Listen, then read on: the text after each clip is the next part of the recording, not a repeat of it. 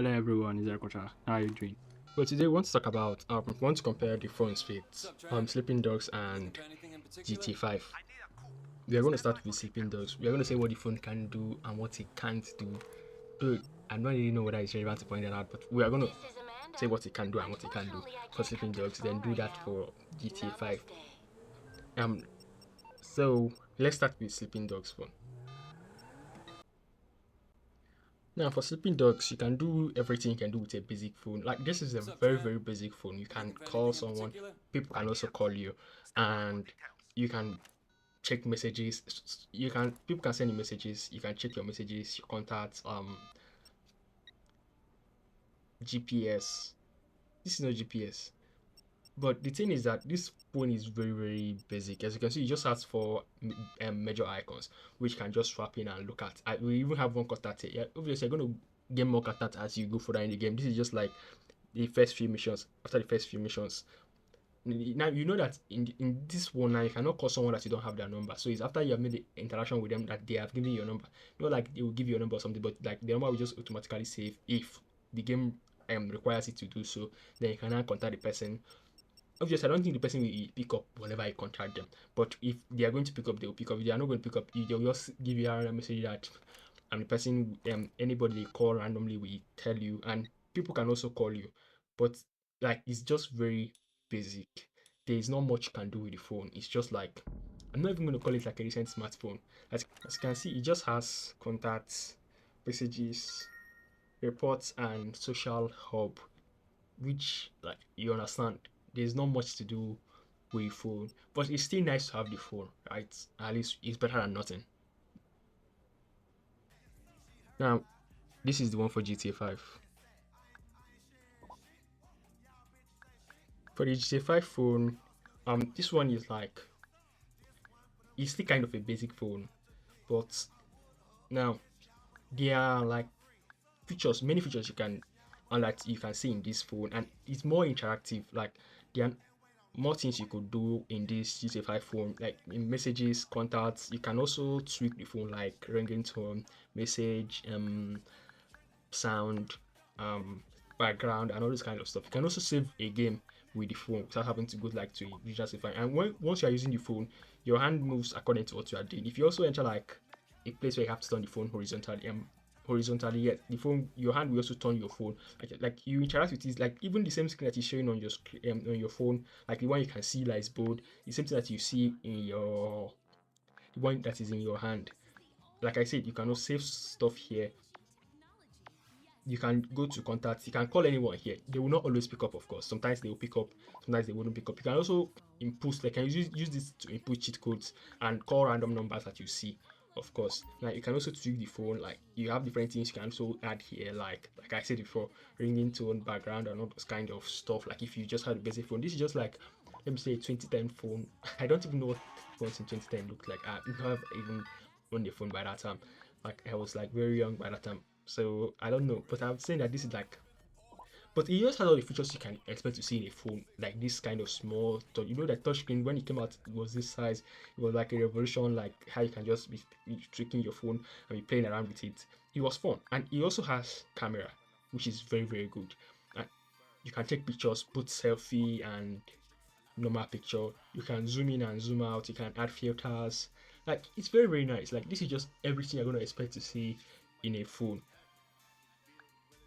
Anything you're expecting to see in a phone or that stage. Like obviously when GT6 comes out, we will know that it will also have a phone. Like we see this year when she was like in that swimming pool with the wine, there was also a phone.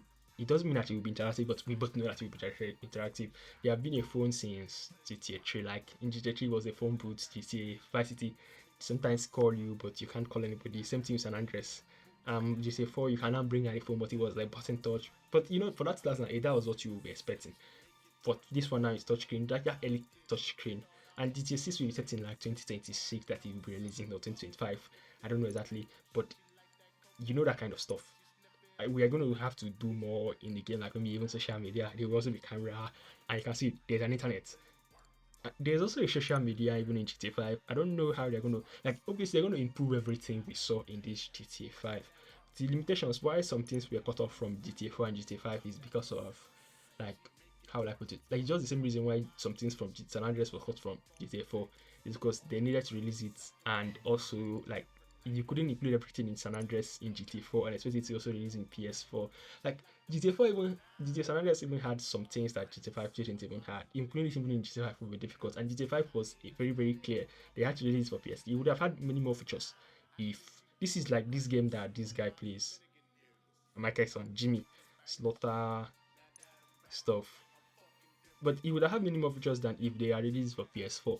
Obviously, we are still on this phone comparison, but like I see, the internet is very interactive in this phone. Like I'll tell you, like the good parts of the phone, and this I'm just trying to tell you the features that the phone has that makes it great. Like why I'm making this comparison to know whether you can like play around with the phone. If you can just like bring out the phone and spend some time, maybe minutes, you can even spend up to an hour in the internet. Obviously, if you have not gone there before, if you have visited the internet before, I don't see anything that will make you spend that much time on the internet. But if you have not visited the internet before, and you can also do a lot of things on the internet, like buy a car, a tank, a helicopter. Obviously, you can do those things in real life, but you get my point. But you can do those things in the game. At least in this game, we should be able to do that. You can buy a car, a helicopter, tank, aeroplane, um, yes, many things you can do in the game. You are also going to see a lot of other types of websites like food and drink, media and entertainment, money and services, travel and transport, fashion and health. Um, you can also do stock exchange like buy stock, um, um, sell stock. Like it was, you can even there are even people that use it like money hack. Like that before one of the missions, you can go and buy a lot of stuff and sell it after the mission. You can get a lot of money from that. See, Fabian also has his own website where he's doing his stuff. Like you can see a lot of people that you want to meet on the game. Like even in social media, you can see people like Amanda, Trevor, Franklin, Michael, um, Jimmy,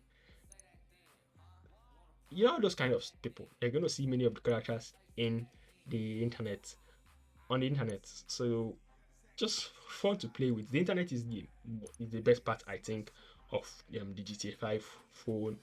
Then followed by a camera. The camera is nice. You be able to take pictures of whatever you know. But the truth is that I don't even know where the camera saves its photos because if I take a photo in the camera, like I don't know where it saves the photo till date. I've never actually tried to check. It's not like I find it relevant. I find it relevant to be able to like zoom in. Like in GTA 4, the camera was not that nice, but in GTA 5, like they improved it a lot. So I find it's like once I want to look at something that is very fine and I want to walk to it, I just bring out the camera and zoom to it, which was very nice. It just feels like if I have my own phone, it doesn't do anything extraordinary, and it doesn't do anything like beneath what I would expect from a 2013 phone. The social media is not that interactive because it's like just fixed. Like they're not adding it. I'm not expecting that even in GTC it will be so interactive that people will post new stuff. Yes, people will post new stuff, but look at how I think it will go. It will go like this: like people will post new stuff, but not because like they are randomly generating anything they want in the real world and posting it, but because Rockstar will like put time limits where in every day depend to a certain extent that people will just post something that have been pre-recorded to be posted. Not like people can just record whatever they want and post it. Yes, one day it will be possible. It might even be possible in GTA 6 for people to just record any random thing, like any random thing you do and post it. But I think that will require too much. Maybe the PS5 and Xbox X can handle that, but just maybe. It will really be nice, of course, but it will not mean that we have to interact more with social media, which, like this thing that I'm doing now, some of these websites, it's the first time I'm seeing them. So I don't find it relevant to coming to the internet. It's fun, of course, but see the thing that if they have to force us to come to the internet in GTCs, it will kind of have some backlash from some people. But the thing that I'm not here to talk about the comparison between GTCs and the GTA 5 and possible things you're going to see in GTCs. I'm just trying to tell you like how the phone have progressed for this thing for GTA.